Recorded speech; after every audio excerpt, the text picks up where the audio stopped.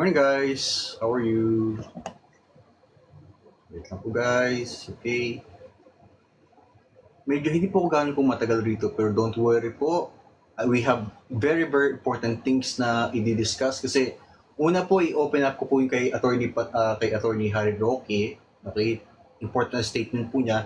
After that, pag-usapan po natin ngayon ang nagte-trending. Okay, I repeat. Meron pong nagte-trending po ngayon sa social media which is very controversial. Before that, i-open up ko po muna kay attorney Harry Roque. Okay? After that, pupunta tayo sa trending po. Okay? Play po muna natin to. I-invite ko lang po muna yung ating special guest. Okay? Ating moderator. And after that, guys, kung gusto niyo po mag-participate lang po kayo. Okay? Huwag kayong mag-alala. Pero ang bad news ko lang po is hanggang 3 o'clock lang po muna ako kasi since very important ba. Anyway, tama na po yung pagsasalita, i-play na po muna natin to. Page na hindi ko nalilipat sa desktop yung recording, nawawala. So nawala na naman yung napakaganda kong at syempre sinagot naman ng ating mga panalangin ng ating Panginoon na Magandang Martes po sa inyong lahat ha. Take 2 na po ito. Napaka-emotional ko po nung ako'y nag-record na una kong Spokes Hour para sa ngayong araw neto na aking pinangalan ay We Need Climate Resilient Leaders. Kaya lang, alam nyo, kapag ako'y nagre-record dito sa Zoom at bigla kong na-close yung page na hindi ko nalilipat sa desktop yung recording, nawawala. So nawala naman yung napakaganda ko. At syempre, sinagot naman ng ating mga panalangin ng ating Panginoon na kakaunti po ang naging casualty list natin dito sa Bagyong Pepito. Bagamat alam ko talaga na matindi ang paghagupit, lalong-lalo sa probinsya ng Catanduanes, Bicolandia, Aurora at Central Luzon nitong Bagyong Pepito. Now, ano ba ang leksyon na natuto natin dyan? Unang-una, well, itong mga kalamidad nito, hindi po bago sa atin. So dapat meron na tayong karapatan na husgahan ng ating mga leaders sa kanilang response sa mga bagyong ito. Taon-taon po, hindi bababa sa 20 naman ang bagyong tumatama sa atin dahil sa lokasyon natin. No? Tayo nasa buong... Okay, so, pagsasabi po ni attorney Harry Roque mismo yung location po natin, una nasa Pacific po tayo, at the same time, meron po tayo yung Ring of Fire. Ano po yung Ring of Fire po? Malapit po tayo sa volcano at malapit po tayo sa mga storms na lugar ang Philippines. Anyway, play pala natin ito. Okay? At ng Pacific Ocean kung saan nabubuo ang mga bagyo. At dahil sa mulat-mula pa, tayo na ang pinakamaraming kalamidad, bagyo, lindol, pagputok ng bulkan, dapat handa na ang gobyerno. Pero ang hindi nga po katanggap-tanggap, unang-una, dahil nga tayo pinakamarami ng bagyo na dumadaan taon-taon, mga flood control projects natin, walang silbi. Walang silbi dahil inalapa ng mga kurakot na mga opisyalis ng gobyerno. Wag na natin pag-usapan kung ganong kalaking nawawala. Napakalaki na nang nawala sa atin.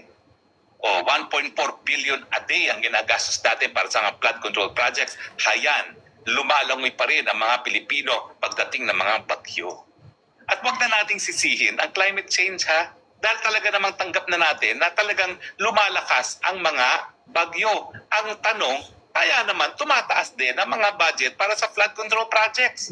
Ang tanong, bakit wala pa ring epekto? Kasi nga, hindi naman na gagastos yung pondo ng flood control. Okay, napakinggan nyo guys ha. Okay, napakinggan nyo.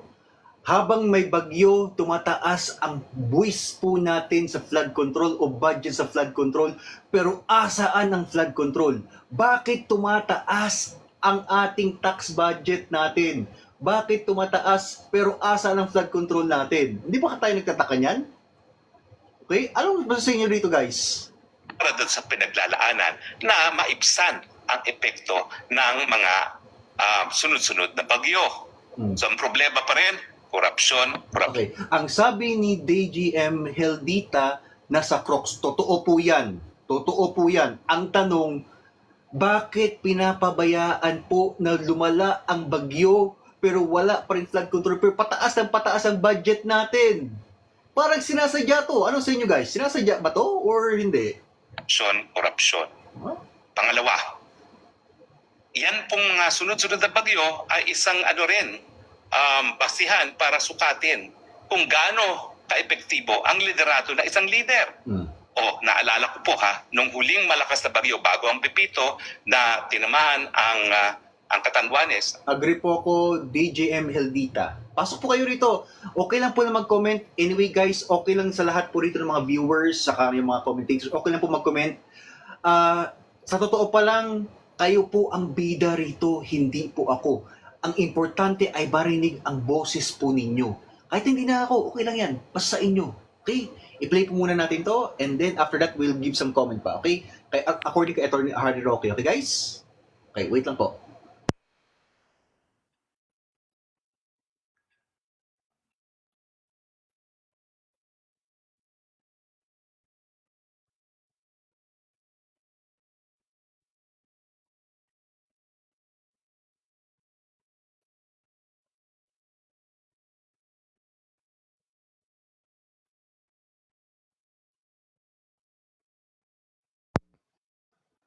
Okay, narinig na boses ko? Hello? Narinig na? Yeah. Okay. Okay. Kasi naka-mic kasi ako eh. Ito eh, para yung boses medyo klaro. Okay, sabihin nyo na sa akin kung hindi klaro, okay? After na magbigay tayo ng comment rito, and then we proceed sa nagte-trending, pinag-uusapan ngayon ng lahat ng mga influencers pagkatapos ito kay Harry Roque. Bubusugin namin yung mga, alam ko nandito kayo kasi gusto nyo ng information. We will try to satisfy you guys. Pero pag kulang ng oras, mamayang gabi, abangan nyo po ako sa live ko kasi doon ako mag-focus. Okay guys? Sige. Satellite communication para mabuksan ang komunikasyon, no? At anyway, bahala na po mga taga-Catanduanes na magkumpira kung paano naging response. Pero as soon as na nakalanding po ako dyan, as soon as nabuksan ang komunikasyon, nagkaroon na ng pamamaraan para dalhin ni Presidente ang lahat ng mga cabinet members na may kinalaman para makabangon muli ang Catanduanes. DPWH, Department of Agriculture, Department of Health, lahat-lahat po sila at saka DSWD ay nagtungo doon at doon naging kaugiwain na ng Presidente na kapag meron dilubyo, yung cabinet meeting mismo, hindi sa NDRBMC ginagawa kundi doon sa lugar na nasalanta at napakikinggan na ang lahat ng mga opisyalis doon sa lugar na yun, pati na yung mga taong bayan. Hindi ko po alam kung ginagawa ngayon yan ni PBBM, pero ang alam ko po doon sa NDRMMC nung karoon ng briefing at matapos siya tanungin ng kalihim na John Vic Rimulya, ang sagot niya, what do we do now? Tandaan niyo po, ang Presidente Duterte never yan nagtanong ng ganyan. In fact, pinulaan niya si Leni, Vice President Leni nung mga panahon na yon dahil si President Leni, abay nagsabi na Po na guest, si Kuya Ed TV. Please i-follow nyo po siya. Kamusta po, Kuya Ed? Okay naman ako. Makikinig lang muna ako sa topic mo. Galing ako sa Patag. Medyo may inatinan tayong meeting ng mga officer doon. Okay po. Hanggang 3 o'clock lang po ako rito, Kuya Ed. Kung sakali po na mabitin po ako, i-continue ko po ito mamayang gabi, okay? Sige. Okay po, okay. Walang problema. Kasi may nagte-trending rin rito eh. Gusto ko yung mapakinggan yung sa budget ng OVP eh. Na masyashock po kayo kasi pinag-usapan kayo ito ng mga influencers. Tapusin na muna natin to, okay? Okay, sige. na kailangan magpulong para kung anong gagawin. Ang sabi niya, hindi. Ang tamang leader, pag nandiyan ang apirya, wala na usap-usapan. Implementation na lang. Kaya naman, bagamat hindi ko sinasabi na ang Presidente Duterte ang kauna-unahan na nag-preposition ng mga relief goods sa mga lugar na palaging sinasalanta ng bagyo, in fairness, talaga naman pinalakas niya yung sistema of prepositioning relief goods. Kaya, goods sa mga lugar na alam naman natin palaging dinadaanan ng bagyo dahil nandoon na naka-preposition. Of course, narinig nyo guys? Narinig nyo? Kaya tinatanggalan tanungin. Okay, kasi nasa posisyon na, nakahanda na, pero bakit tinatanong? Anong comment nyo po muna rito? Kahit sandali lang. Anong comment nyo muna, Heldita? Hindi kasi hindi kasi yun lang kasi kay President PRRD is very very particular siya sa lahat ng bagay. Before pa nga, di ba sinabi niya the last time na 2 to 3 days kailangan naka-prepared na, nakapagbigay na siya ng advice sa lahat ng mga, like the mayors, the municipalities na or the cities na ayusin, and even sa ating mga government vehicles, everything, no? Para sa NDRR. And also, ngayon kasi parang lahat na lang, obviously naman, we're not blind guides na. Mhm. Na lang lahat. Tsaka lang mag-a-advise si President during the, sakuna. Ano yun? Ano yun? Mhm. Di ba sabi ni President Duterte before, stupid kang presidente kung gagawin mo yan on that day na tsaka ka lang magbibigay ng mga advices sa mga respected person on that day, di ba? Mhm. Hindi naman tayo bobo masyado sa mga ganang bagay, no? Okay po. Anyway, okay. Kuya Ed TV, ano naman po masasabi po ninyo sa ganito pong issue ho? Well, Ah, ang oo pala. masasabi ko lang, Kuya Kiko, ay kulang ang ating gobyerno o ang pamahalaan ni BBM ng effective retaliatory action and program. In connection doon sa sinabi ni ate, at previously, in a manner of executing program in operation ni Duterte ay magkaiba.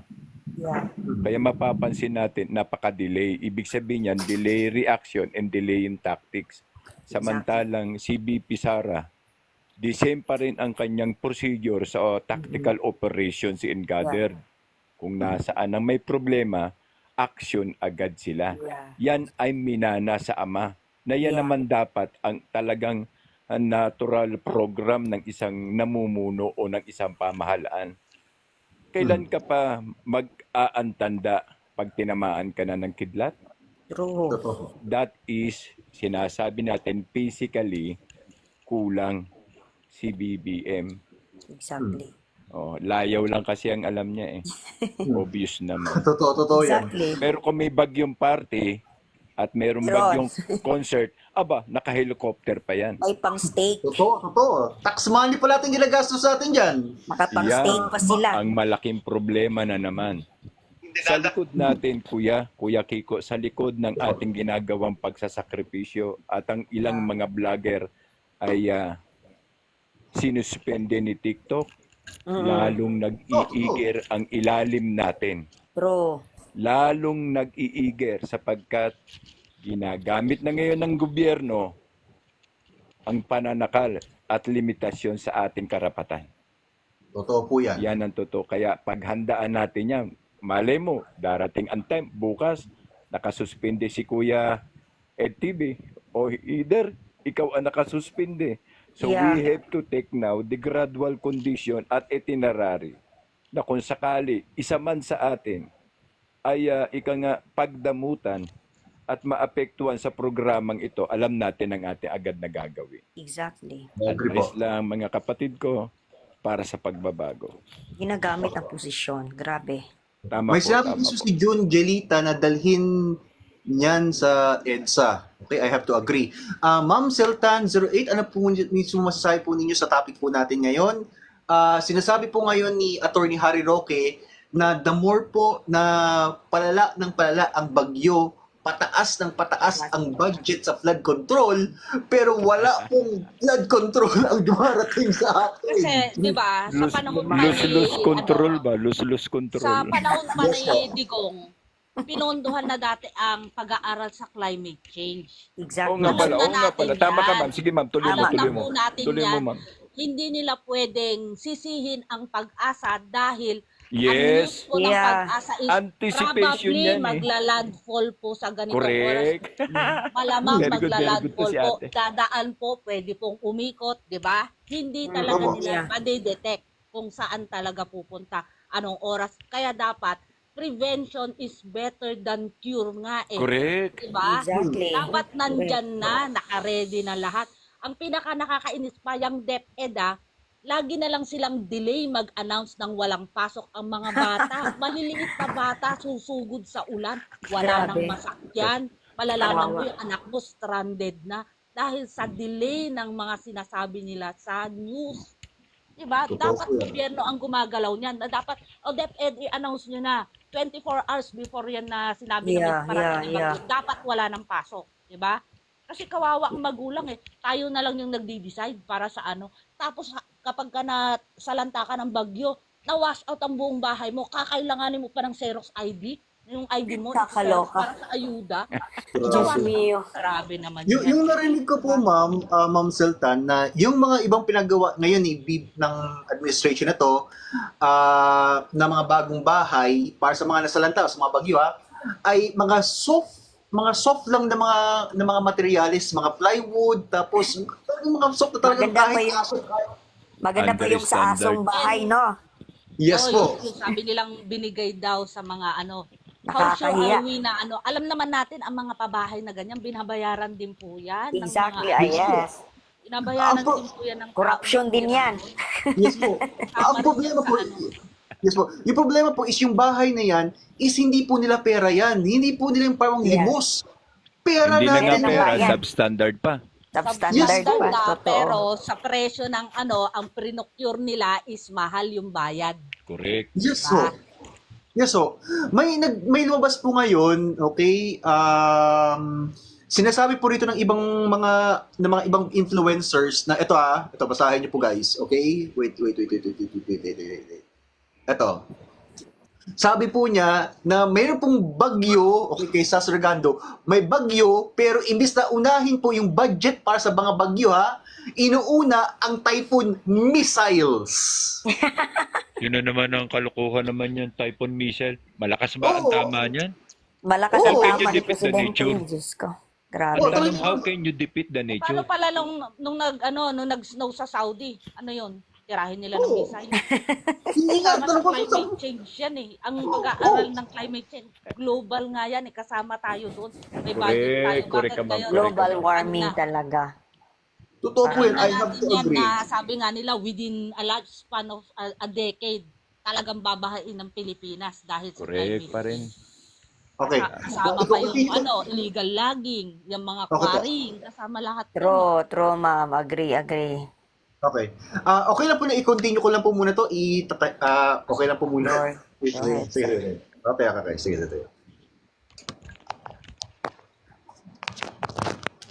Daanan ng bagyo dahil nandoon na naka-preposition. Of course, baka kinakailangan i-augment yan dahil hindi naman sapat talaga para sa lahat yan, pero hindi na nag-aantay ang taong bayan. In fact, kung maalala ng mga taga-Catanduanes, talagang maski pa before tumama ang bagyo sa Catanduanes, nabigay na ng relief goods dahil sigurado naman natatamaan ang Catanduanes. So hindi lang pa picture-picture. At saka yung nangyari in Catanduanes, hindi po tumakbo doon ng presidente para mag-picture-picture. Ako, advance party ako doon.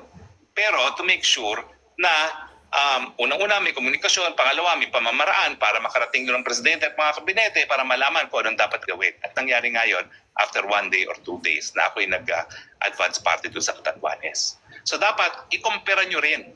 Dahil palagi naman tayong sinasalanta ng bagyo, ikumpara nyo na rin kung paano ang response ng mga leaders. Pero sa akin lang po dahil ang akin nakita naman kung paano gumalaw na leader ay si Presidente Duterte, talaga naman pag merong karanasan bilang local executive at kapag meron pong karanasan bilang tao na dumaan sa ordinaryong buhay, talagang mas nagkakaroon ng pamamaraan na magbigay ng serbisyo at tulong na mas epektibo sa mamamayan.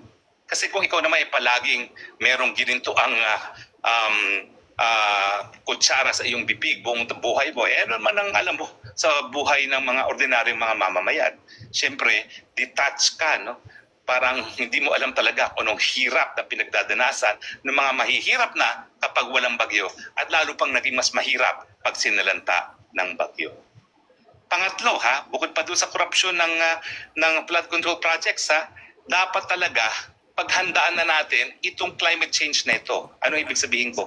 Dapat meron na tayong mga mitigation projects. Kailangan pag-aralan na natin yung mga dike. Gayahin na natin yung mga dike ng Netherlands kung bakit hindi sila binabaha, bakit sila ay below sea level. Alam ko mahal yan. Pero tayo nakakautang naman at inuubos lang para sa korupsyon ng mga namumuno. Di umutang na tayo at gamitin natin pangangailangan ng ating mga bayan.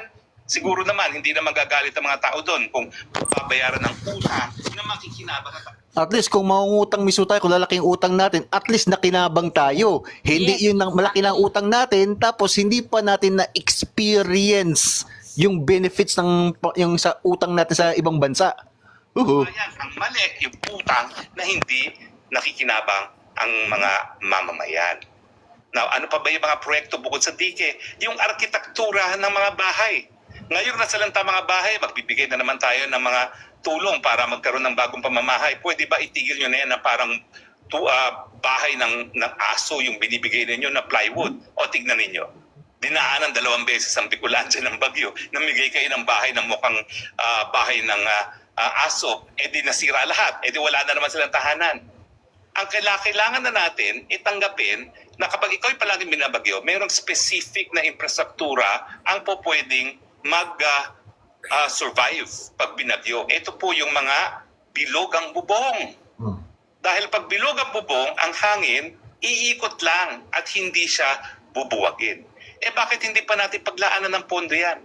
Ako po, nung bago pa ang Administrasyong Marcos at malapit pa tayo, linapitan ko talaga si Congressman Sandro. Ang aking linapit sa kanya ay yung mga food processing and food warehouses na merong bilog na bubong dahil unang-una, kulang talaga tayo ng food storage.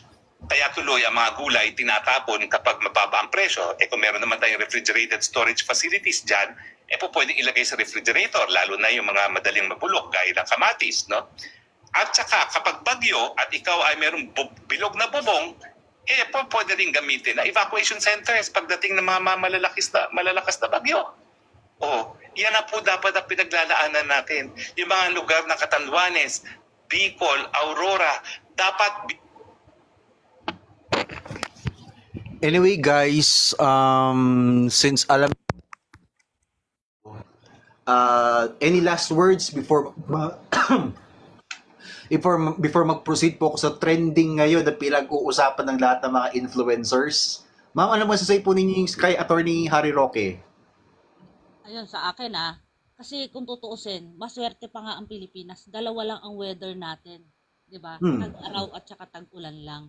Dapat kapag panahon ng tag-ulan, nakasafety na lahat ng kailangan sa tag-ulan at ang inaayos na nila ay sa tag-tuyot naman. Para pagdating ng tag-tuyot, nandyan na, nakaredy na lahat. Di ba? Pagdating ng tag-tuyot, ang paghahandaan mo naman ay yung parating na tag-ulan. 2 lang ang weather ng Pilipinas Hindi Yes, yung po. nandyan na, nandun na lahat sa evacuation center yung mga tao, wala nang makain. Saka pa lang sila mag-i-empake ng food packs. True, ma'am. Di ba? Kaya po Ma'am Hilda, ano po masasabi po ninyo before mag-proceed po tayo sa next na topic yung nagte-trending po ngayon? As I said, iba talaga yung pamumuno talaga ni President Duterte, no? Alam naman natin yon.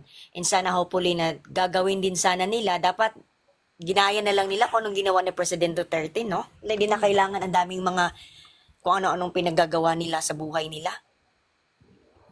Nung Yun lang. panahon ni Duterte, naranasan natin yan nung merong coronavirus. Yeah, just like Yeah. you know, Diba? VP Sara, no? Yung ginawa niya, yung ginawa ng dad niya, ni President, kung anong ginagawa, nagagawa siya ng mga satellite offices sa different places, especially sa mga malapit talaga sa mga bagyo, di ba?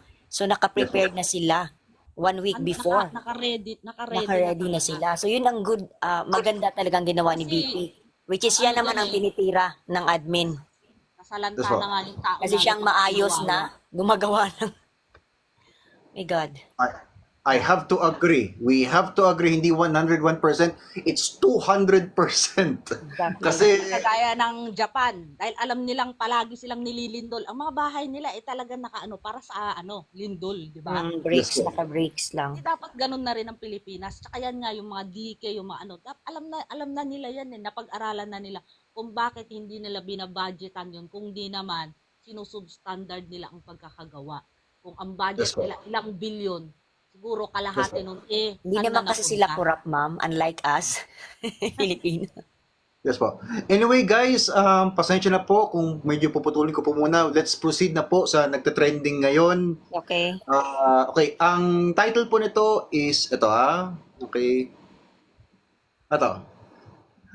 Tunay na dahilan kung bakit kung sa pag-contempt ni OVP Lopez. Diyos ko. Castro, Attorney Lopez. gumagante. Ito pinag-uusapan po ngayon ng mga influencers, which is gusto ko po muna ma-discuss, ay obserbahan po natin, and after that, let's talk po sa ganyan, okay? Hindi ako nakatulog nung narinig ko to. Tapos ini-encourage yung mga lahat ng influencers. Gigil ako talaga dyan. Yes po. Okay, so pakinggan po muna natin, then let's comment po guys, okay? Sige, i-mute ko muna kayo, okay? Sige.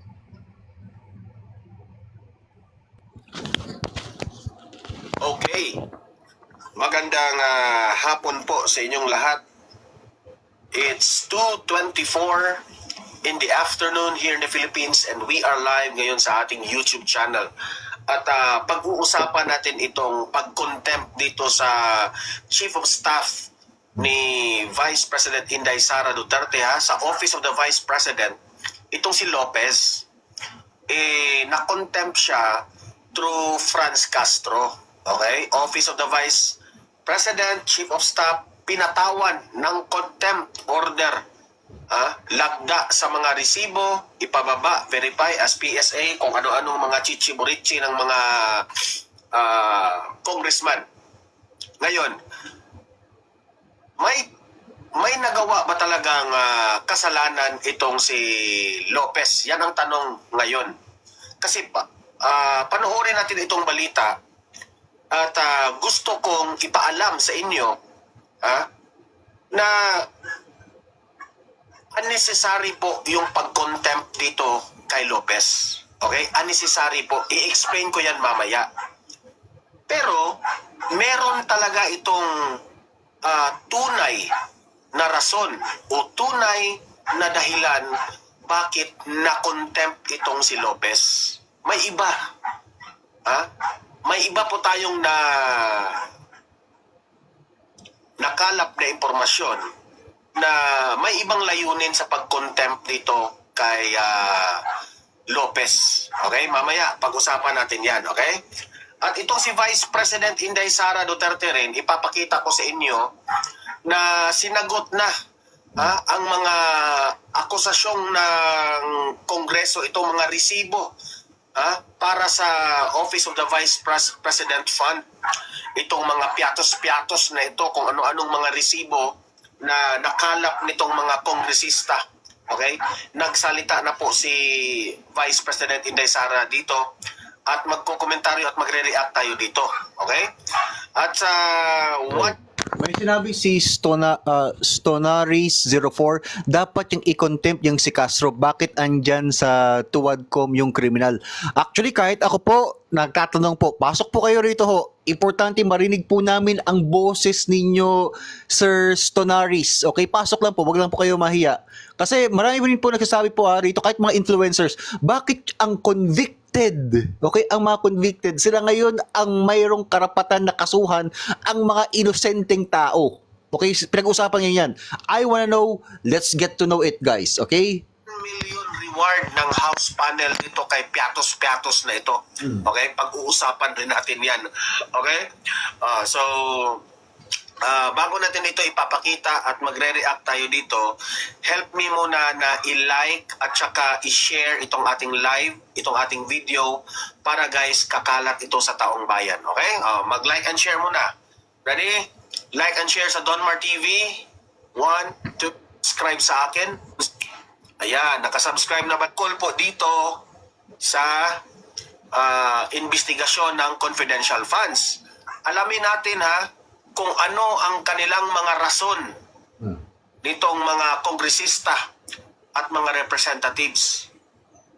Ang babaw, correct, tama yung isang mga comment dito sa mga audience natin na ang babaw po ng pero kinontempt pa rin nila. Hindi nila inaccept ang paliwanag ni Lopez. Yan ang tanong ko dito sa ating mga kongresista. Kung hindi nyo magugustuhan ang katotohanan yung sinasabi ni Lopez Yun ang katotohanan. Nag-sworn statement siya, nag-sworn siya, pinasworn ninyo, tapos kung magsasabi ng totoo, i-contempt ninyo. Kaya nga, wala nang gusto sa inyo dyan sa mga tuwadkom kayo. Wala nang gusto sa inyo. Kahit ako nga, hindi ko na nga gusto. Nagtitiis lang ako dahil kay VP Sara. Gusto ko malaman anong ginagawa ng mga tuwadkom na to sa tax money natin. Bakit yung sa pera natin mismo para sa flood control na pupunta rito sa walang kabuluhan na to? Gusto ko malaman everything. Let's get to know it. Magawa.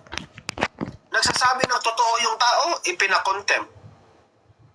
Isa pa itong si Castro, siya yung dahilan na nakontempt itong si Lopez. Okay? O, ipapaliwanag natin yan, but ipapakita muna natin itong balita para i-react natin. Okay? Play! Ang due interference o labis na panghimasok sa pagsasagawa ng pagdinig. Ito ang dahilan kung bakit pinatawa ng contempt ng House Committee on Good Government and Public Accountability si Attorney Zuleika Lopez. Ito yung reason. Na-contempt raw itong si Lopez dahil nakikialam sa COA. Yan ang kanilang version sa mga kongresista at sa mga representatives. Ipapaliwanag natin ito. Nakikialam raw siya na huwag ibigay ang mga dokumento sa Kongreso. Merong ebidensya ang Kongreso. Okay? Yung letter, okay? Gumawa po ng letter ang Office of the Vice President na nag-request. Request. Makinig kayo mga taga-Kongreso. Nag-request po si Office of the Vice President through the Chief of Staff na si Lopez. Okay? Nag-request siya na wag munang ibigay ang mga dokumento sa Kongreso. Alam niyo ba kung bakit? Kasi ongoing pa yung some of the investigation. Okay? Ayaw ng Office of the Vice President na dakdakan ng maraming dokumento ang Kongreso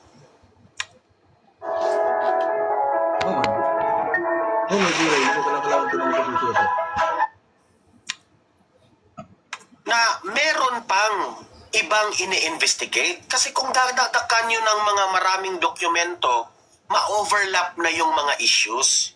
Dapat sagutin pa yon at imbestigahan pa yon. So nag-request po ang Office of the Vice President na wag muna ibigay. Request meaning hindi po nakikialam ang Office of the Vice President. Request meaning that also means na nag-suggest lamang ang Office of the Vice President. Suggestion ba na wag mo nang ibigay sa kanila? Sa letter doon na ginawa ng Office of the Vice President, wala namang nakasaad doon na wag ibigay ang dokumento. Ang nakalagay doon, wag mo nang ibigay kasi meron pang iniimbestigahan na dapat sagutin. Kasi kung ibigay lahat ng mga dokumento, ma-overlap na lahat ng issues. Hindi na talaga, sa totoo pa nga, tinutulungan ng Office of the Vice President ang kanilang investigasyon. Okay? Kung may layunin po na isabotahe ng Office of the Vice President ang COA, hindi na lang sana sila nagbigay ng letter. Di ba? Nagbigay sila ng letter. That means they are very respectful, they are very transparent, na itong letter na ito, this will also lead to, pwede rin itong makuha ng Kongreso. Kung may layunin pa silang masama, hindi na sana sila nagbigay ng letter sa COA. Okay? That is a request, that is a suggestion para tuloy-tuloy yung investigation. Kasi marami kasing dapat sagutin ng Office of the Vice President, isa-isahin muna yung dokumento. Diba? Ang hirap nitong mga kongreso na ito, binigyan nilang mali siya yung letter ng Office of the Vice President sa COA. Yun ang tunay na dahilan. Okay? Tapos, itong si Castro, nagpataw kaagad ng contempt. Meaning, makukulong itong si Lopez ng 5 days. Starting kahapon, November 20 to November 25. So, makukulong si Lopez. Okay? Makukulong kasi kinontempt nila. Ang tanong, tama ba ito? Siyempre hindi. Ito namang si Chua, walang paliwanag-paliwanag. Official PDP Laban page. PDP Laban, kapusin ho. Kapusin ho. Pakinggan po muna natin to. After that, maggawa po tayo ng comment. Okay, guys? Sige. Ha? Tinanong kaagad ang kanyang committee. Sinong second demotion, sino ang di na-contempt kaagad itong si Lopez. Okay? Na-contempt kaagad si Lopez. Ang nakasakit dito, itong si Lopez, humingi pa ng reconsideration na baka pwedeng i-reconsider or i-lift yung kay Castro. Nag-apologize pa nga siya na, ma'am, mali ang pagkakaunawa mo. No? Wala akong intensyon na bla bla bla, ganun, na misunderstood ninyo ako. At dahil na misunderstood nila itong si Lopez, kinontempt nila. Hindi sila naniniwala kay Lopez. Hindi sila naniniwala. Because ang reason ni Lopez, nag-request, nag-suggest, para hindi po magulo ang mga dokumento na dapat imbestigahan. Pero itong mga kongresista na ito, mga bastos. Wala. One-sided lang sila. Hindi nila inunawa ang... Oo nga pala guys, before i-continue po natin to, kaya po guys na ginagather pa po more information habang under investigation po kasi po kinakailangan yung ibibigay po ng mga papers ay exacto po, well-informed. Ang purpose po kaya po may hearing is to inform the public, inform everyone ano ba talagang kaso, everything ho. Pero pag ganyan na nagagather pa sila ng more information pero ongoing pa, iba na po yan. Iba na yan. There's something wrong. Anyway, palawin pa natin to guys. Halos nga hindi siya Imagine, paansirin ka ng yes or no? Hindi siya pwedeng magpaliwanag kasi babarahin siya ni Suarez. Yung mga utak na ganyan ba? No? Ito, patuloy. Ang Undersecretary at Chief of Staff ni Vice President Sara Duterte. Ang House panel ang nag-iimbestiga sa paggastos ng confidential funds ng Office of the Vice President mula 2022 hanggang 2023. Gayun din sa confidential funds ng Department of Education sa ilalim ng termino ni VP Duterte noong nakalipas na taon. Si House Deputy Minority Leader at ACT Teachers Party List Representative Franz Castro ang naghain ng motion na pinagtibay naman ng komite. May I move, Mr. Chairs, na nag-violate si Atty. Lopez dito sa ating proceedings or sa ating trabaho due to this Section 11, letter F, undue interference in the conduct of proceedings. May I move to cite Atty. Lopez in contempt, Mr. Chair. Kinontempt niya dahil lang sa hindi sila naniniwala sa explanation ni Lopez. Ganyan kababoy itong Kongreso. Sino ba namang may gustong pumunta dyan na mga witness at mga resource person kung ganyan kayo? Pinasworn ninyo. Pinasworn ninyo yung mga resource person at mga witnesses ninyo na magsasabi ng totoo. Di ba? Nakasworn sila.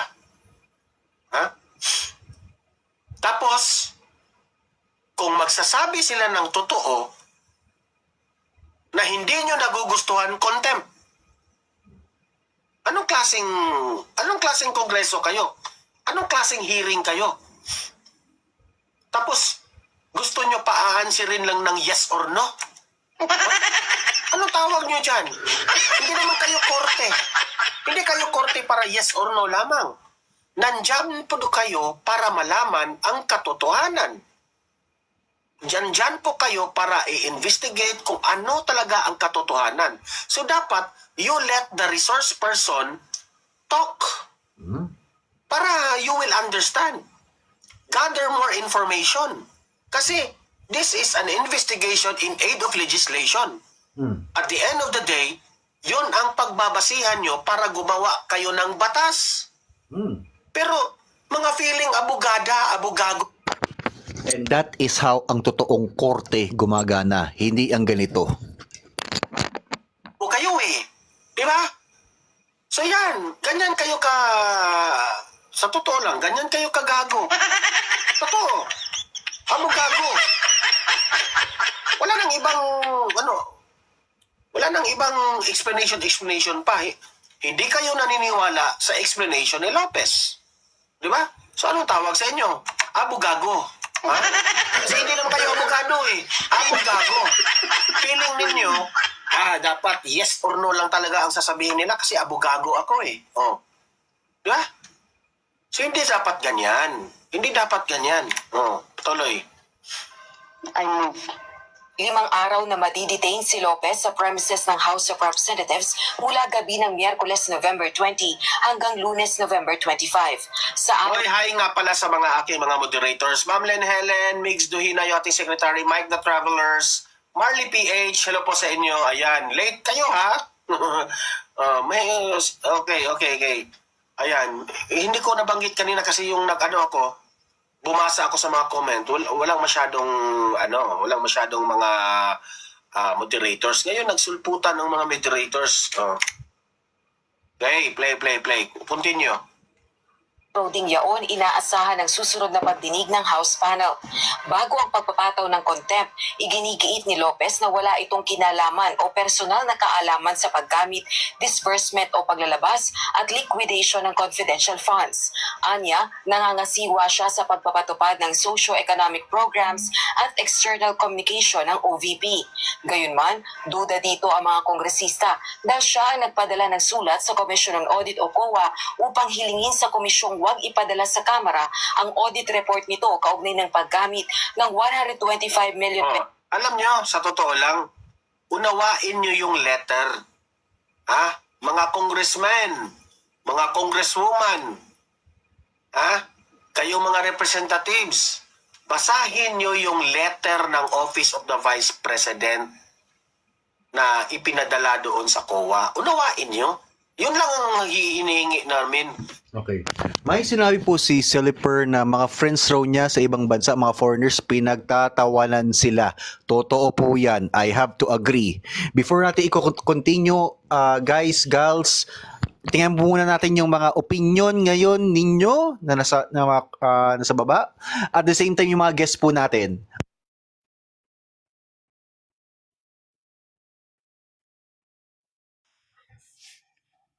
Yes po. Sa akin po kasi, Yes po. yung pangyayari na to, talagang simula pa lang eh. Kasi ako actually bago po sa TikTok, to be honest, no. Okay. Actually, Welcome hindi po. ko alam na may ganito pala sa TikTok. Isang normal na manggagawa lang po na sumasahod na may tax. Kaya ako naging aware sa TikTok, gawa ng ang tax ko pala na pupunta pala sa walang saysay. I have to Walang agree. saysay na hearing na legislative pero ang ginagawa nila hearing na pala. Para silang mga nasa korte na yes or no lang.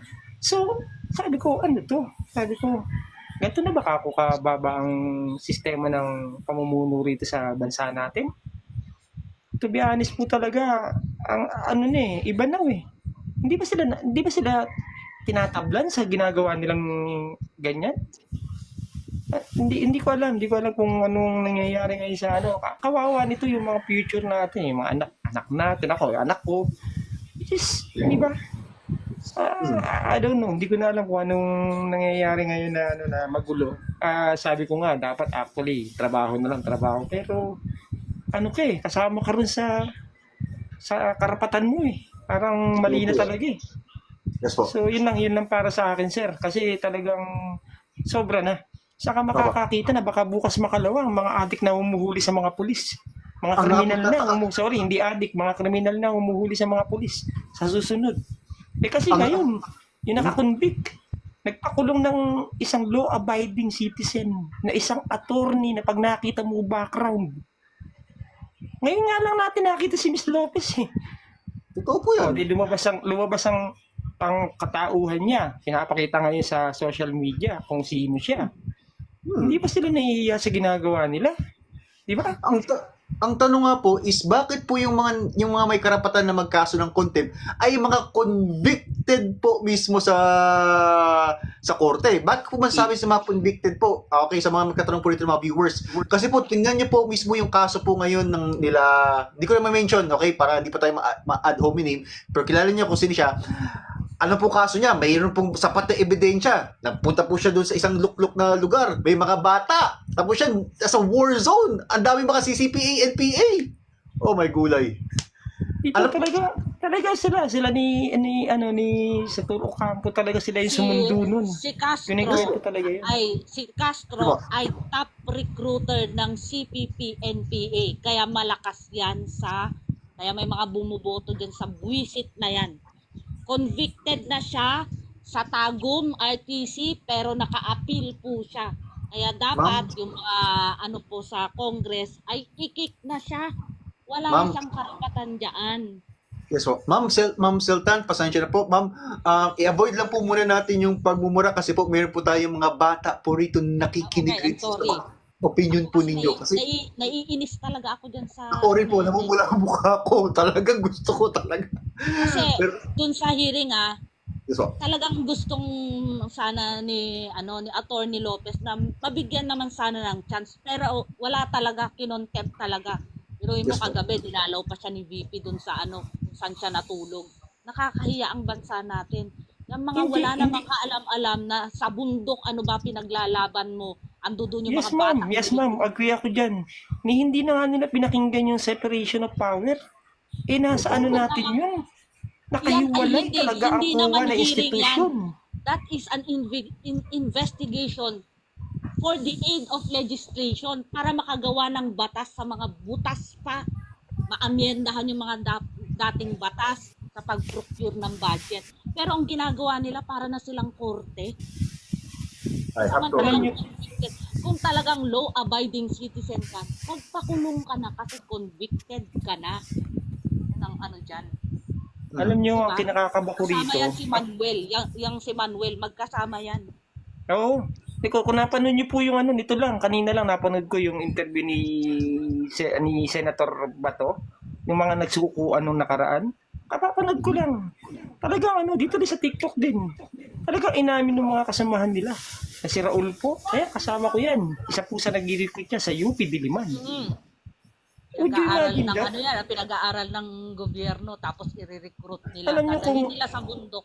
Yung isang nanay, hinahanap niya yung anak niya, nandoon na pala, na-recruit na. Totoo. Ano naman ang kinalaman nung mga tao na yun sa pinaglalaban ng Kung sasabihin natin sa panahon ni Gringo Onasan, okay pa yan, alam natin, tama yung pinaglalaban nila. Yung mga yan ngayon, puro sariling interest na lang ang pinaglalaban ng mga yan. I have Agree to po, agree. agree. Nga pala mga viewers, please subscribe po kayo kay Sultan 882 sa kay Just Do It Nick. Okay? Before po natin i-continue po itong video na to, I need po yung opinion ni Hildita. Ma'am, ano po masasay po ninyo ngayon? Kasi kaya ko i-stop kasi talagang yung mukha ko nagigigil ako pero kinokontrol ko lang.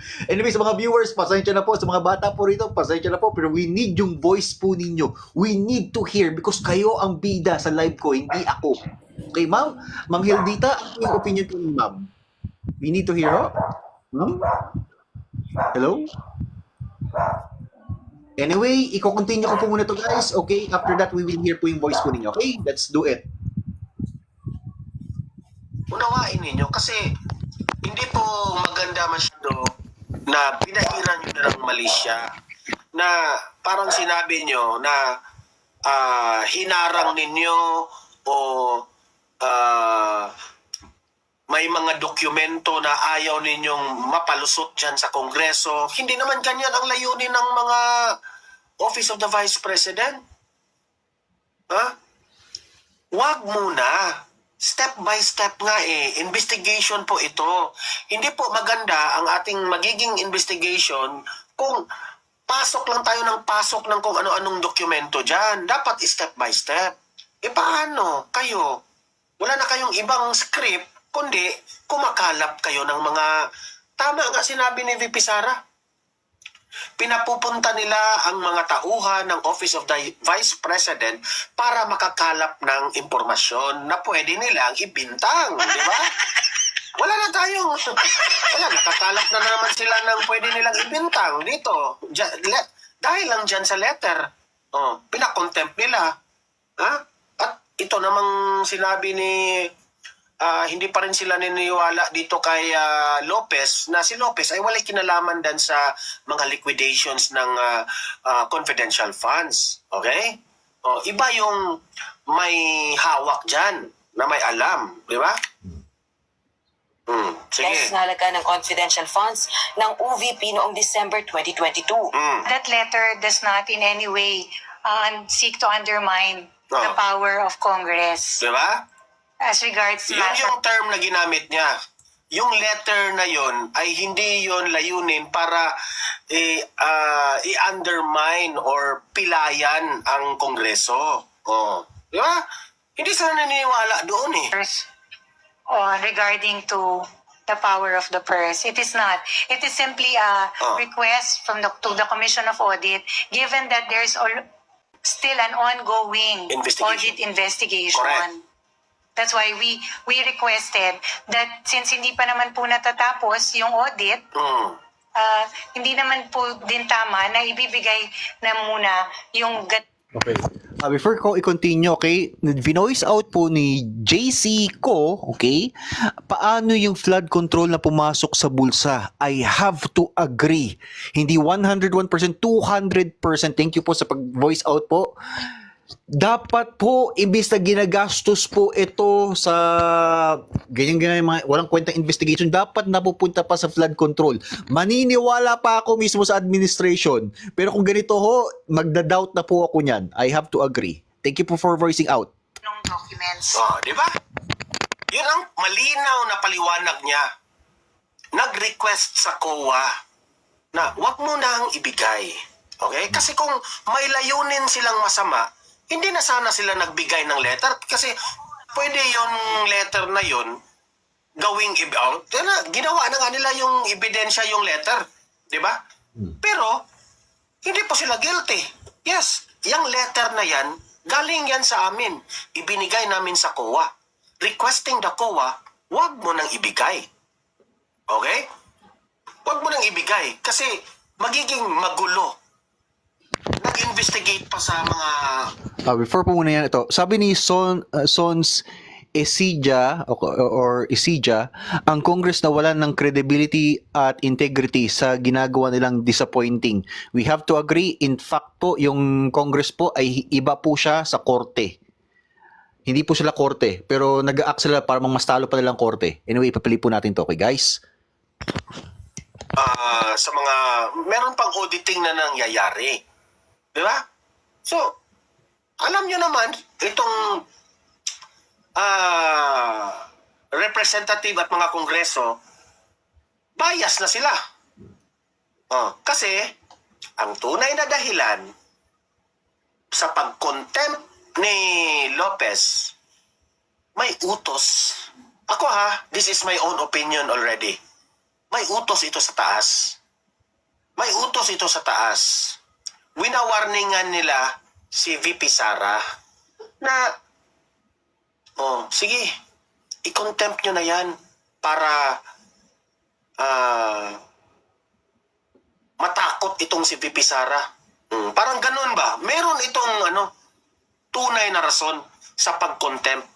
This will serve as siya na po. Ayan, na-reconnect na. Okay.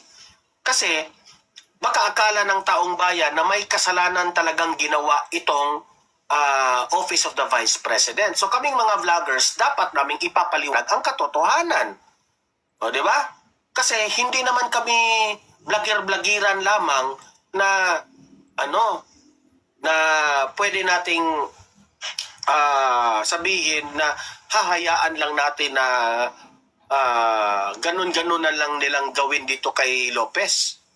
Di ba?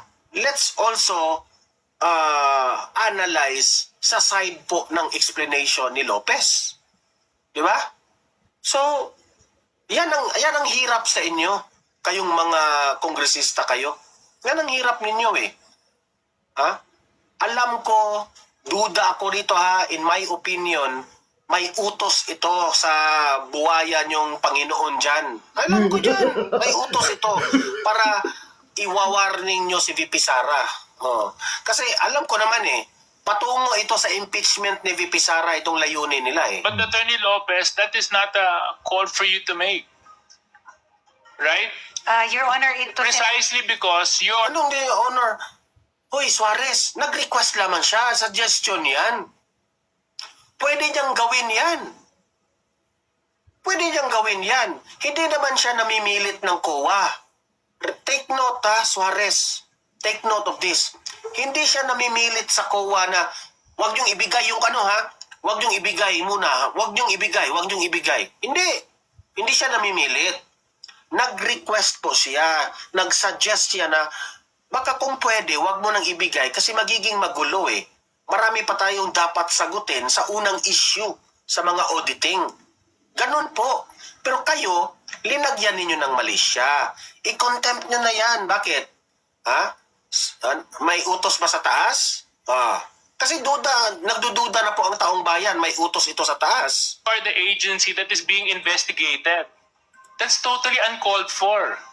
You're asking another agency not to cooperate with Congress when an ongoing investigation... Wala namang sinabi doon na hindi mag-cooperate ng Congress. Kung hindi pa sila nag-cooperate ng Congress, hindi na sana pumunta ang COA at ang yung Office of the Vice President dyan. BOBO ka ba, Suarez? Kasi sa tingin ko, yung utak mo nandun sa tiyan mo. Di ba? Nag-participate naman sila. Hindi ka lang naniniwala. Yun ang totoo. Hindi ka lang naniniwala. Hindi naniniwala kasi binayaran. Wala. Is happening. Bukod kay Lopez, pinatawan din ng contempt at iniutos ang pag-aresto sa 4 pang OVP officials na tumatangging dumalo sa legislative inquiry. Guys, narinig nyo guys? Okay. Sasabihin ko lang dito ha. Okay. Ang kakasuhan po ng isa pang mga contempt is si Gina Acosta. Okay. Ilista nyo po to guys. Edward Fajarda. Okay. Or Edward Fajarda. At pangatlo, Attorney Sunshine Cherry Fajarda, okay? Former Secretary of Department of Education, okay? Sino pa? Pang-apat, Attorney Lemuel Ortonio, okay? Assistant Chief of Staff and Chairman of the awards of the OVP. Okay, ano mga posisyon nila? Gina Acosta, Special officer sa OVP. Edward Fajardo, special officer naman sa Department of Education. Ang dami, oy! Yeah, play ko muna to guys. Ang special disbursing officers para sa confidential funds ng OVP at ng DepEd. Samantala, nagpapatulong na ang House panel sa Philippine Statistics Authority, National Bureau of Investigation at Philippine National Police. Ito ay upang suriin ang mga questionabling resibo sa liquidation of... Ito na yung pautot nilang mga resibo, di ba? Sasagutin ito ni VP Sara, ipapakita ko sa inyo. Maghintay muna kayo ha. Confidential funds ng OVP at DepEd. Kabilang narito ang signatories na ang pangalan ay Mary Grace Piatos at Kokoy Villamin. Rosalie Coza... Ito, kasi... issue rin ngayon yung piatos-piatos na yung Mr. Chips na yung VCAT na yan eh. Ngayon, sinagot ito ni VP Sara. Ito mga resibo na ito, ipapaliwanag po ito ni VP Sara. Okay? Which is, tumpak na tumpak yung sagot ni VP Sara dito. Makinig lahat ha. VP Sara, the beautiful Vice President of the Philippines, Ayan. Nasaan na yun? TV News. Oh, wait muna. Ito pala yung isa. Ayan, the beautiful Vice President of the Philippines, VP Sara, ayan, sasagutin. Tumangging magbigay ng pahayag si Vice President Sara Duterte hinggil sa pag-aalok ng ilang lider ng Kamara ng isang No comment raw si VP Sara patungkol dyan sa 1 million na alok na sino ang makapaghanap kay Piatos. Si Piatos nandun sa 7-Eleven. Ay nako, 7-Eleven, kayo na ang kayo na ang ibigay nyo si Piatos 7-Eleven tapos ibigay na yung 1 million sa inyo. Di ba? So, wala namang silbi itong mga 1 million nila. Pautot lang yan nila yung 1 million nila. So, no comment po si VP Sara. Ayaw po patulan ni VP Sara yung 1 million reward na yan. milyong pisong gantimpala para sa anumang impormasyon kaugnay kay Mary Grace Piatos. Sabi ng mayor ng mga moderators na si Nanette Seltzer, you're right about that, Don Mar. Ayan. Ng vice-presidente na hindi niya pa nakikita ang mga acknowledgement receipt na isinumite ng Office of the Vice President sa Commission on Audit kaugnay ng ginastos nito sa confidential funds. Sa isang panayam sa Butuan City, pinaliwanag ni VP Duterte na ang mga dokumento sa confidential funds ng OVP ay sinusumiting direkta sa kuha ng Special Disbursing Officer o SDO at hindi dumadaan sa kanya. Ito nga ang Narinig nyo guys, narinig nyo. Okay? Nagbibigay mismo, nagsasubmit sila pero hindi pa nakikita ni VP Sara ang resibo na yan. Ang tanong, sinong nagdoktor niyan? Masasabi ba na makakonsider ba yan ng evidence? Anong sa inyo guys? I-play ko muna, isap ko muna to. I need yung opinion po mismo ni comment. Sa mga guest ko, comment. Yes, sir. Yung sa akin kasi, unang-una, nanood din ako nung kanina rin kasi nga naging aware na ako dito sa TikTok na may mga ganito nga Yung ombudsman na matanda na nag-explain, si Franz Castro yung kaharap niya nung time na yun. Tinatanong about confidential funds. Talagang pinara siya na yung matanda. Sabi niya, sa tanda ko po naging ombudsman, hindi po kami nire-requestan na mag-submit ng resibo. Lalo na kung gagamitin ito sa investigation. Yeah. Sa investigation for security or for something na kailangang imbestigahan ang mataas na kapulungan, executive or something, na imbestigahan itong isang kaso. So, informer itong mga inuutusan mo para, paano yan? Sabi nga niya, in-explain kay Castro, bawat taxi, bawat tira sa isang condominium o apartment, magre-resibo or what? Wala pong ganyan. Kasi unang-una, kaya nga po confidential, these are used for something na security ng buong bansa. Kaya saan nyo kami hahanapan ng resibo? Ngayon, ang binibigay namin, certification na ito ay ginamit sa ganito. At hindi namin pwede ilagay ang pangalan kasi pamilya ng informer. Kaya nga po galit na galit si Castro. Dahil humina ang NPA and DF dahil nung time ni VP Sara, hindi pa siya VP, siya ang naka-assign para ayusin at pinahina niya ng gusto.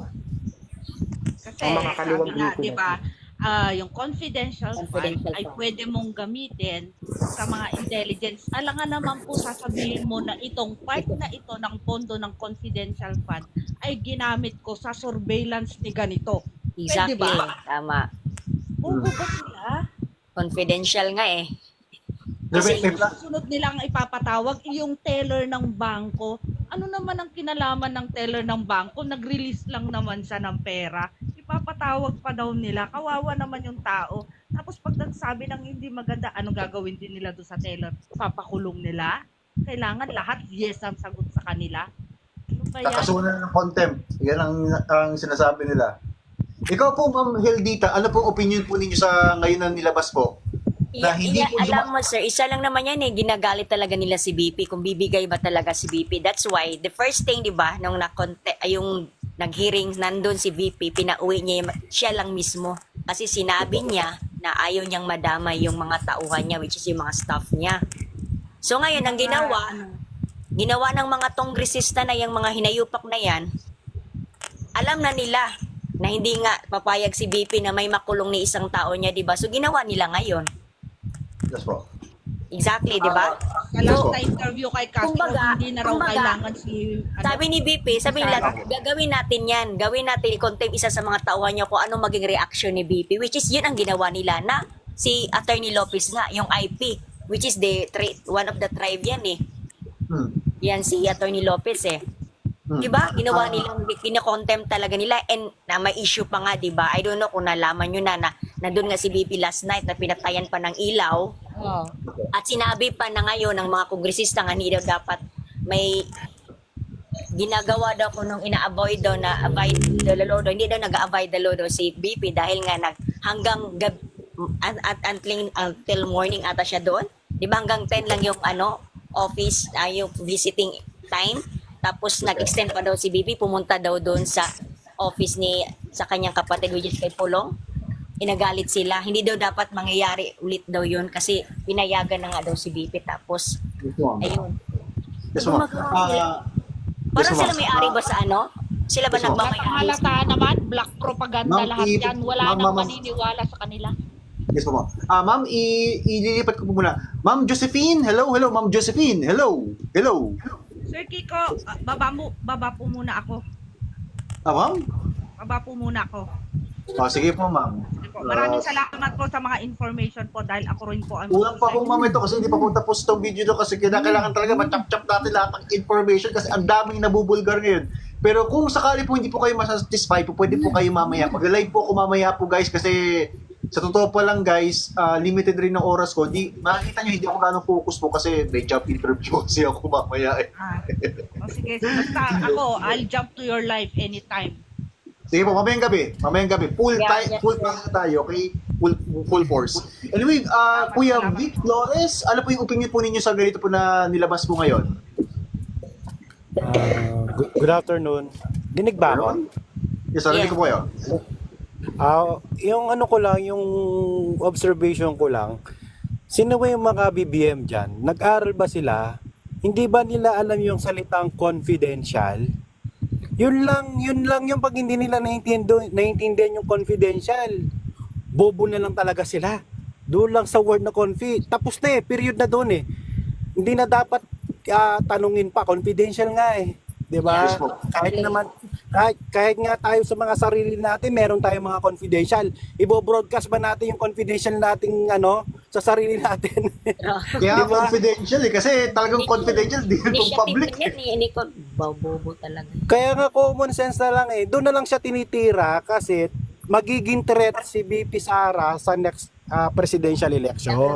Yun lang yun. Yes po. Kaya sinisira na siya hanggang ngayon pa lang sinisira na siya. Yun lang yung point ko, sir. Yes po.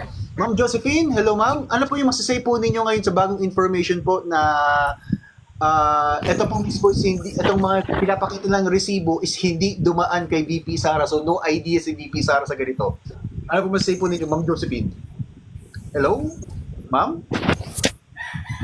Hello? Ma'am? Ma'am? Baka may na-signal ni Ma'am Josephine. Okay. So, i-continue ko na po muna to kasi medyo limited rin po yung time ko po. Pasensya na guys kasi may job interview ako. Mag-add ako? Pwede ako mag-add? Sige po, sir. Actually, naging intelligence officer din ako eh. Meron din kaming fans sa mga Intel. Pero hindi kami nagbibigay ng resibo. Kasi, confidential yung lakad namin. Tapos, sasabihin namin, pagpaparesibo kami. Nasundan na kami. Burnout na yung lakad namin kung gano'n. Diba? Maboburnout na yung lakad namin pag nagmukuha kami ng mga resibo.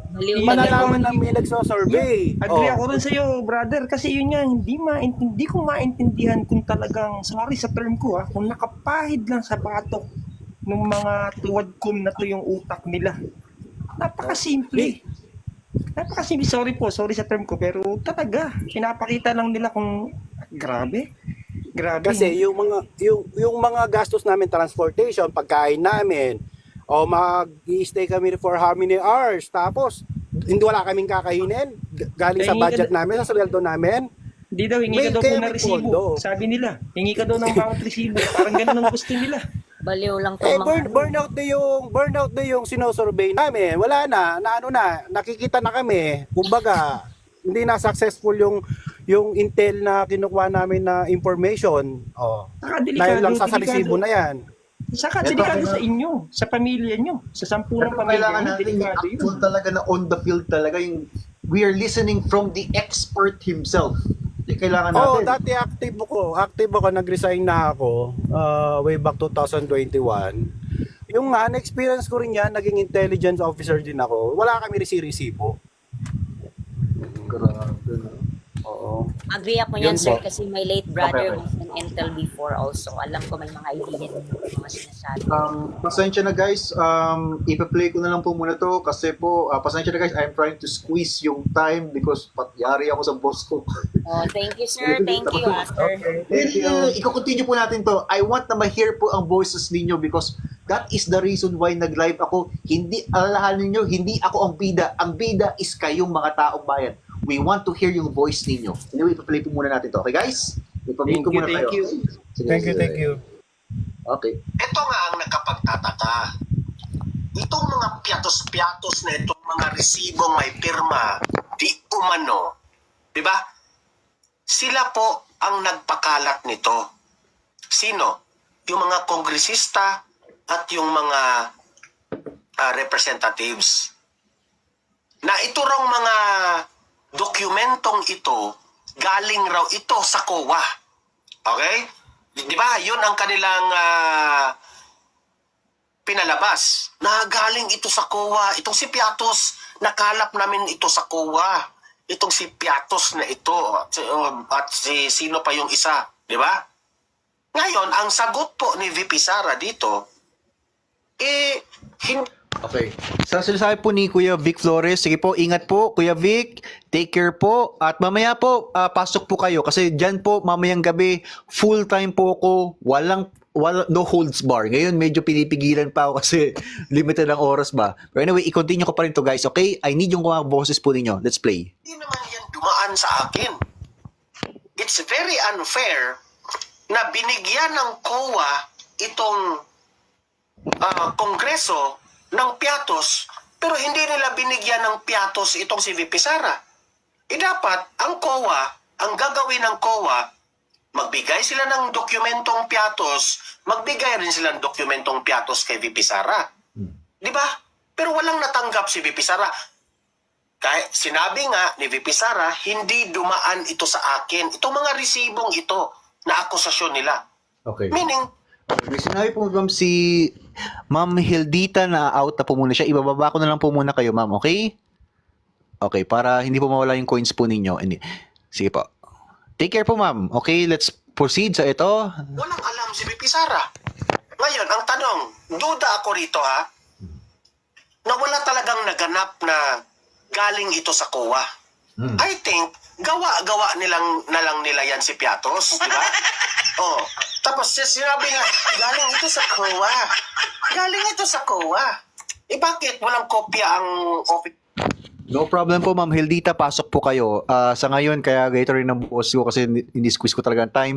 Pero I'm doing the best po na kahit paano po maka-inform po ako sa inyo. Okay? Sige po, play po natin to. Vice President. Sino ang papaniwalaan nyo? Ang COA o ang Office of the Vice President? Sila naman yung nagbigay ng mga resibo. Lahat ng kopya. Tapos, hindi malaman kung nasaan si Piatos. Di ba? If you will try to think of it, nasaan si Piatos? Wala ngang taong pangalang, walang taong Piatos. Kaya they are very confident na magbigay ng 1 million kasi alam nilang walang Piatos na nag-i-exist. Ha? Sa 7-Eleven lang yun nag-i-exist, si Piatos. Di ba? Oh, kayong mga kongreso, paimbestigahan nyo yung 7-Eleven na ilang Piatos na ba ang binenta nila doon. Di ba? Kasi sabi po ni Vice President Inday Sara Duterte, yung mga resibo na yan na ipinakalat ng kongreso na si Piatos, kung sino-sino yan, hindi yan dumaan sa opisina ko. Wala akong kopya niyan. Meaning to say, kung merong piatos na mga resibong kung ano-ano dyan, hindi po yan gawa ng Office of the Vice President. Sa madaling salita, gawa lang sa kanilang script. Di ba? Huwag na tayong magbulakan. Okay guys, tandaan nyo po guys, okay, yung mga binapakita po nila ng mga resibo is hindi po galing sa Office of the Vice President, hindi po yan nakita ni VP Sara, therefore questionable po itong klaseng evidence na to guys. Anyway, let's play. Kamusta po ma'am Consolacion? Kamusta po? Welcome po sa live ko ho. Pasensya na po kung parang ganito boss ko kasi limited na po time ko, pero let's play. Let's get more information pa. Huwag kami. Kaming mga vlogger, huwag kami kasi alam namin mag-analyze. Ha? Oh, hindi ako papayag na hindi ito ipaalam sa taong bayan. Importante po na malaman ng katotohanan ng taong bayan. Huwag niyong siraan ang Vice President namin. Matino itong tao. Nagtatrabaho ito. Pero kayo, namumuliti ka. Ha? Ang nagtatrabaho versus namumuliti ka. So saan kami maniniwala? Di ba? Oh. Tuloy. So, hindi ako makakomment, lalong-lalo na It's a good job na walang comment si VP Sara. Okay? Patapusin mo naman, Don Mar. Si VP Sara, ikaw naman. Okay? Patapusin mo natin si VP Sara. Kasi nagigigil ako eh. Wala siyang comment kasi paano siya mag-comment na wala naman silang mga resibong ganyan. Di ba? Hindi naman dumaan sa kanila. hindi ako makakomment, lalong-lalo na hindi namin alam kung paano pinroseso ang pagbigay ng copies ng ARs or ng submissions namin sa COA. Hindi yun pinoproseso, VP Sara. Ginawa nila. Gumawa-gawa lang sila. Gawa-gawa lang ba? Oh. Baka yung mga janitor dyan sa Kongreso yung pinasulat nila, di ba? Sige. Uy, House of Representatives and sino ang nag-handle noong mga documents. Matatandaang sa isang pagdinig ng House Committee on Good Government and Public Accountability, sinabi ng COA na ang OVP at Department of Education ay nagsumite ng mga dokumentong may maling petsa, mga pirma na walang pangalan, at mga hindi mabasang pangalan ng mga signatory sa confidential funds nito noong 2022 at 2023. Samantala, pinili rin ng... Okay, narinig nyo mga pangalan na hindi mabasa. So questionable na yung evidence na yan guys. Questionable na. Let's proceed. Kalawang Pangulo na hindi magsumite ng affidavit sa House panel na nagsasagawa ng investigasyon ukol sa paggamit ng kanyang pondo matapos magpahayag ang mga mambabatas na hindi ito magiging sapat upang masagot ang kanilang mga katanungan. Sabi nila, insufficient daw and hindi nila tanggapin. So hindi na rin ako nagsabit. Hindi na rin ako nag-aksaya at gumawa pa ng affidavit. So padayin lang sila sa ilang... Correct. Why would VP Sara waste time? Di ba? Sabi ni VP Sara, hindi na rin ako gumawa pa ng affidavit kasi alam naman niya. Di ba? Dibati. O padayon lang po ng bagyo sa ilaha ang bagyo sa ag-agi din sa ato. Hindi dumalo si Vice President Duterte sa pagdinig ng House Committee on Good Government. Sabi dito ni The Ghost, yung ating moderator, so ibig mo bang sabihin, Don Mar, na naiinggit ang House of Representatives kasi si Office of the Vice President may piatos tapos sa kanila happy nuts lang. Correct! Tumpak! Naiinggit sila. Ha? Ito sabihin ko sa inyo, ito yung katotohanan. Ito, analysis ko lang ito. Pero if you will try to understand it, ito, ang kanilang Panginoon na buwaya na tambaluslos, nagpanik na. Nagpanik na kasi malapit na po ang eleksyon. At nakita nila na unti-unti nang bumabagsak ang administrasyong Marcos. Yan ang totoo. Nagpanik na sila. So, duda ako rito na may utos ito galing sa taas na trabahuin nyo yan yung dapat nyo trabahuin. Ilaglag nyo ng ilaglag. Hindi naman yan aid of legislation yung ginagawa nyo. Pamumulitika. Tingnan nyo, lugi na nga tayong taong bayan. lugi na tayo. Makailang beses na silang nag-hearing patungkol dyan sa confidential funds na yan, pero konti lamang ang nagawa nilang batas. Kung tayo po ang kliyente nitong mga kongresista na ito, lugi na po tayo. Ang gusto natin, taong bayan, iluklok itong mga taong ito dahil meron tayong tiwala sa kanila na mag-create sila ng maraming batas na ikakaunlad ng ating bayan. Pero anong ginagawa nila? Nagsiraan. So lugi na po tayo. Kaya duda ako rito dahil mas inuuna nila ang kanilang political career. Yang Panginoon nilang buwaya na tambaluslos na yan, gusto yang magiging presidente ng Pilipinas. So, hanggat saan ang kaya niya para ipabagsak ang isang leader na susunod na maging presidente na mahal ng taong bayan, gagawin niya ang lahat. Para siraan, investigate, kung ano-ano. Okay. Nag-voice out po si John Janex Alcala. Okay, shout out sa iyo, ma'am o sir. Hindi po pwede maging presidente si, alam niyo na kung sino, hindi ko po pwede sabihin para hindi tayo mahadominin. Agree ako sa inyo, 101%. Mismo sa Leyte, wala nga siya nagawa. I have to agree. I have to agree po. Let's play po. Gagawin at gawin niya yan. Kung nagtataka kayo bakit ito na contempt, duda ako rito, may utos. May utos talaga. Nagpanik na kasi sila eh. Yan ang katotohanan. Yung comment ni The Ghost kanina, pabiro yun. Pero kahit pabiro yun, may punto si The Ghost doon. Inggit na itong House of Representatives kasi, itong piatos-piatos na ito, gawa-gawa lang nila, tapos hindi pa rin sila pinapaniwalaan ng taong bayan. Oh, totoo. Kasi, tandaan nyo to mga Kongreso, House of Representatives, hindi po kayo mananaig. Ang hirap pabagsakin ang isang tao na mahal ang taong bayan kasi nakikita nila ang tunay na serbisyo. Kung sa tingin ninyo, mapabagsak ninyo ang tao sa paninira ninyo, mahirap yan. Kung ako pa sa inyo, magtrabaho kayo ng matino. In that way, magugustuhan pa kayo ng taong bayan. Sa mga ginagawa nyo ngayon, you are just,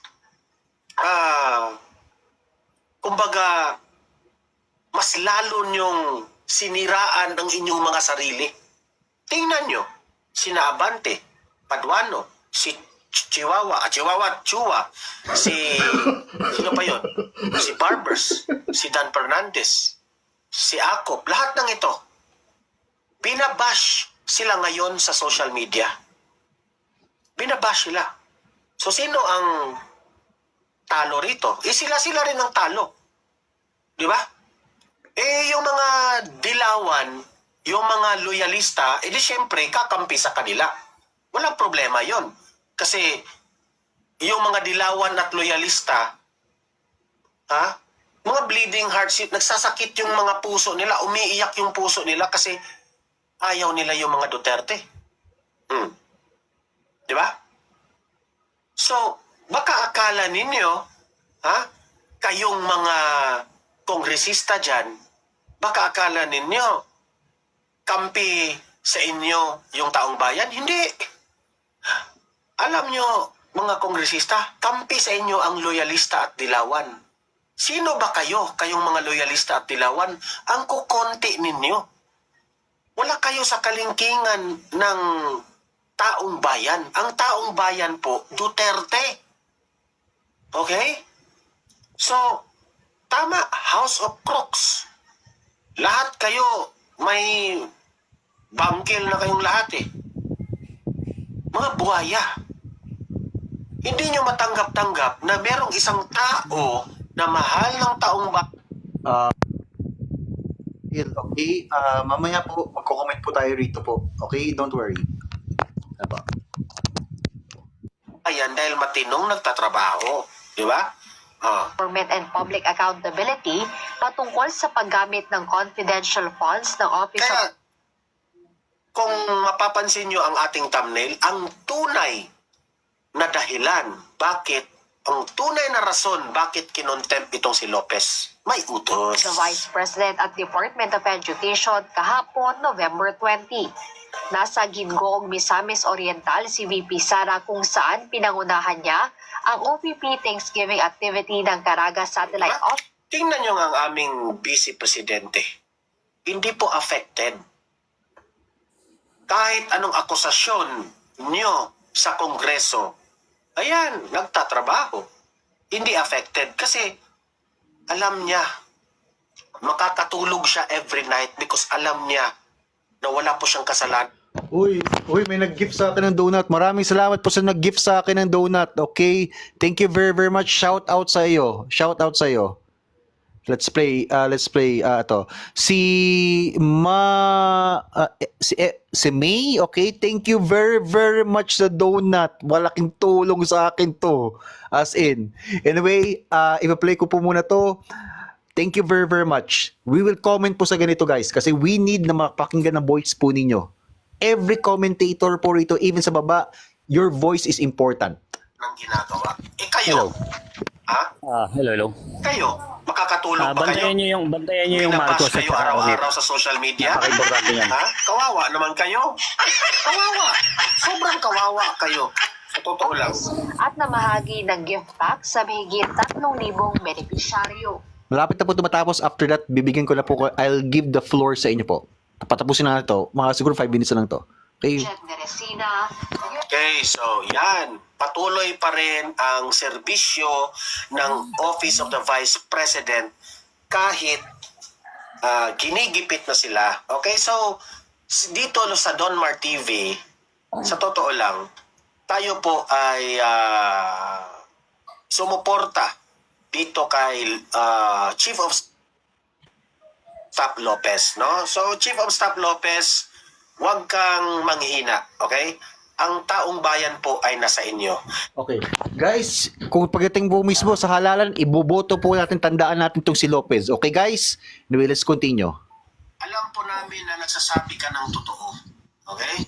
It's just that gagawin talaga nila yan para ipamukha nila kay VP Sara na powerful sila. You can never... Talamak na po yung ginagawa nila. Talamak na. You can never destroy VP Sara. You can never destroy VP Sara. Yan ang tandaan nyo mga kongreso. Okay? So, libre po kayong mag-comment, mag-react sa ating pinag-usapan ngayon sa comment section. Okay? Patuloy tayo dyan. And guys, i-like nyo na. Okay?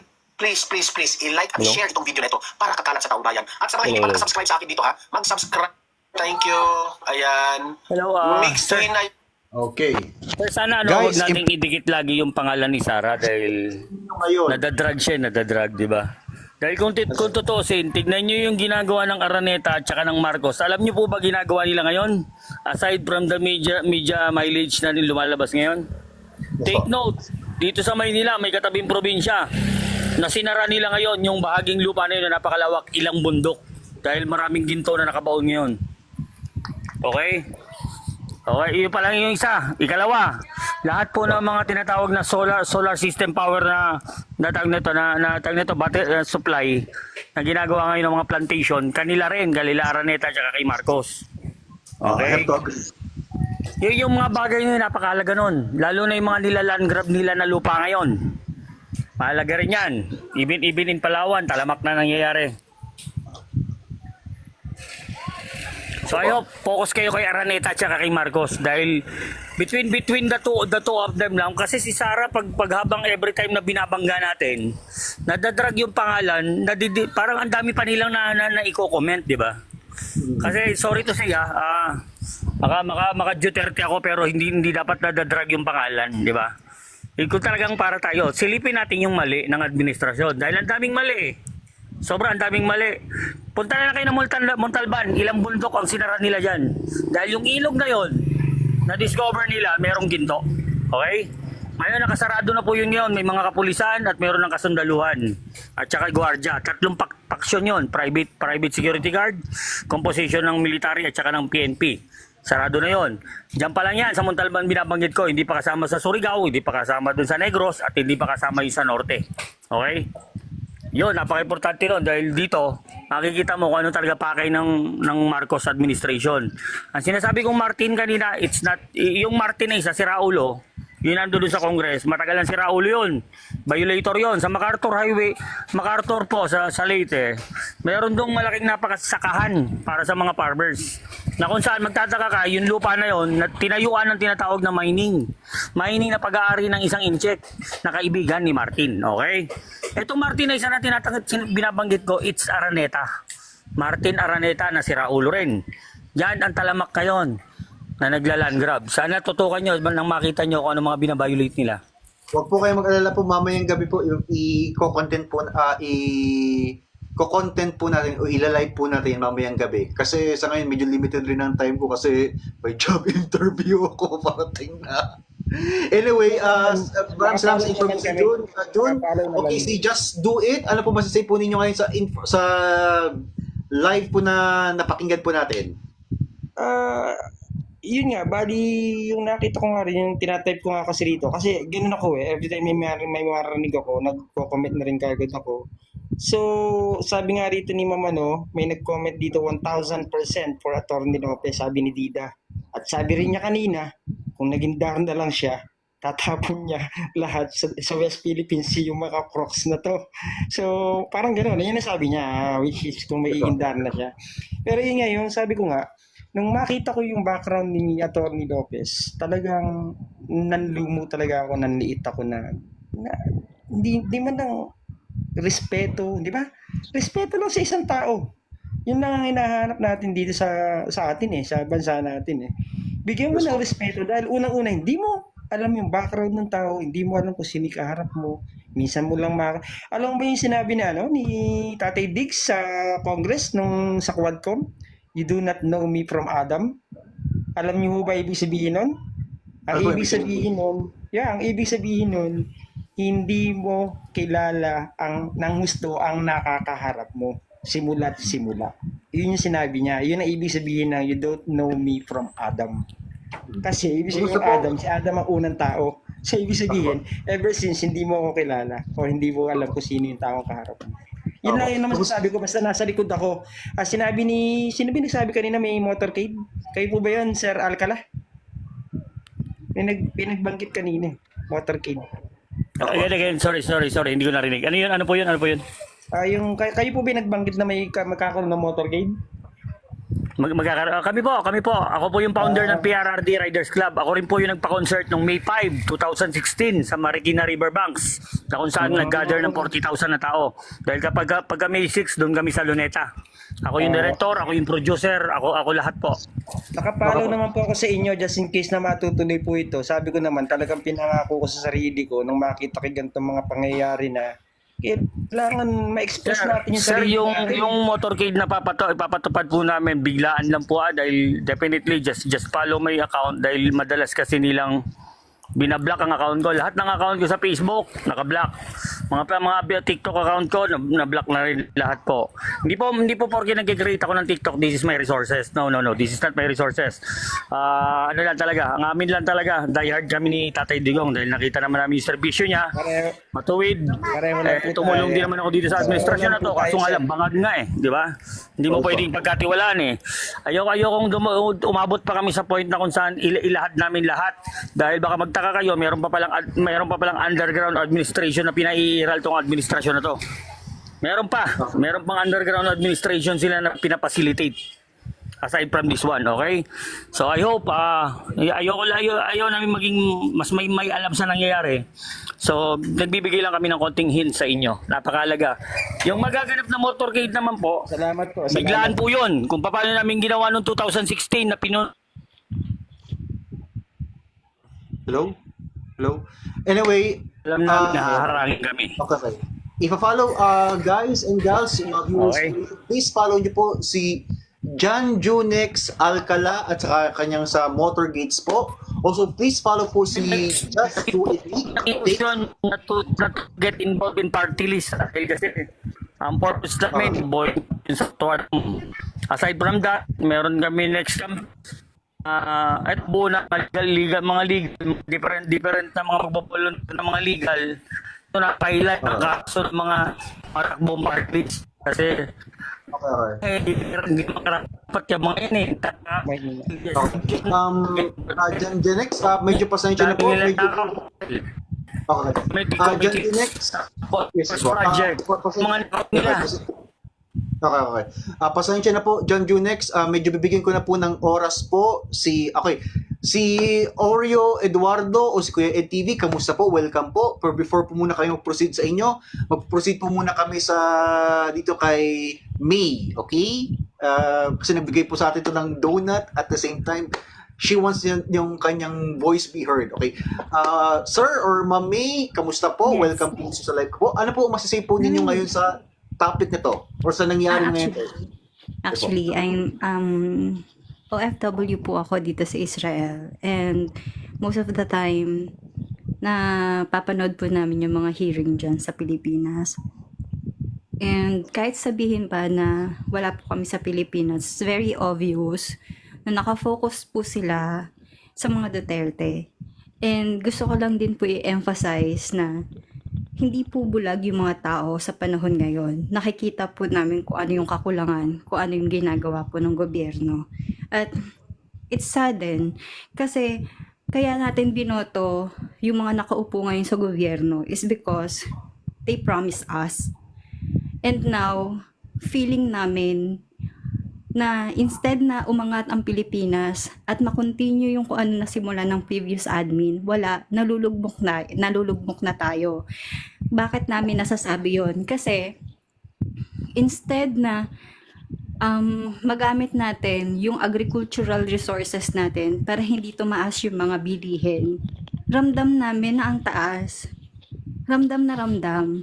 And kaya din naman ako nagre-react ng ganito sa kung ano yung mga nangyayari dyan sa hearing. Kasi hindi dapat napakababaw na dahilan para lang magpa-contempt sila.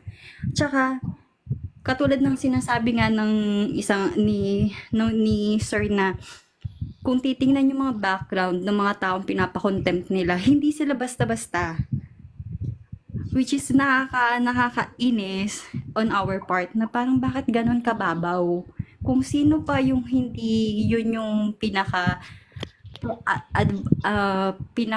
nandun sa larangan na yun, sila pa ang may lakas ng loob magpa-contempt.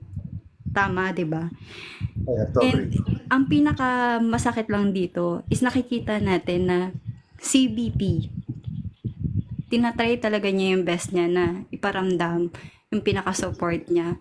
And yun lang din ang gusto namin ipaabot na kahit wala kami sa Pilipinas, gumagawa din kami ng paraan para maipaabot namin yung kahit konting shares of blessing, support na kaya namin ibigay para po dyan sa kung saan po ang tama, kung saan po dapat yung katotohanan, at kung saan mafe-feel ng mga tao na para talaga tayo sa bayan. Hindi yung katiwalian, hindi yung nakakabwisit ng mga buaya, hindi ganon. Kaya, we will continue. Kahit sabihin pa ng iba na yung mga DDS, troll, wala kaming pakialam, hindi na natin iisipin yan, basta kung saan tayo nasa tama. Tsaka, iniiwasan na rin pala namin mag-comment sa mga makakaliwang o sa other admin na pro-BBM, which is well, before naging pro-BBM, pero ngayon kitang-kita naman natin na hindi na tama yung nangyayari. So, dun lang tayo po sa tama. Yun lang po yung akin. Thank you po. Ma'am May, if sakali po na gusto po ninyo na i-voice out po ninyo, wag po kayo mahiya. Punta po kayo sa live ko po, o live po namin. Importante na ang boses ng OFW ay marinig po. Kaya sinabi po ni Tatay Duterte, ang tao na hindi magmahal sa OFW, baliwala na yan. Baliwala na siya. Okay? Sir, salamat po. Actually, ang OFW po ako sa Dubai nung maging presidente si Tatay Digong. And sobrang na-appreciate po namin na nandahil lang po sa kanya, siya po ang nagbigay ng importansya sa amin. Na-feel po namin na isa po kaming hero. Salamat po talaga. Huwag po kayo maya. Mamaya po, magla-live po ako. Pasok po kayo. Gusto Sige po po. namin mas interested pa kami na marinig pa ang mga boses ninyo at ang buong data OFW. After Okay that, po. before that, Kuya Ed TV, okay, may pa tayong special guest si Kuya Ed TV. Follow niyo po siya, okay? Ano po masasabi po ninyo ngayon sa narinig niyo po ngayon na video ho, tungkol po kay yung nagte-trending ngayon na bakit hindi yung mga papers na binibigay ngayon kila sa Congress ay sinasabi na dinoktor, hindi nakita ni VP Sara Duterte ito, kung sino man mga pangalan na yan. Ano po sa po ninyo? Ang masasabi ko lang, napakadali nila mag-create ng mga anomalous record, definition at witnesses kasi na sila ang nasa posisyon. Ginagawa nila Kuya Kiko ang lahat ng magagawa nila prior para malatayan at tamaan si BP, maging ang kanyang ama si Kuya Digong. Pero hindi po tayo bulag eh. Alam po natin ang lahat, Kuya Kiko, na there is always a condition behind this.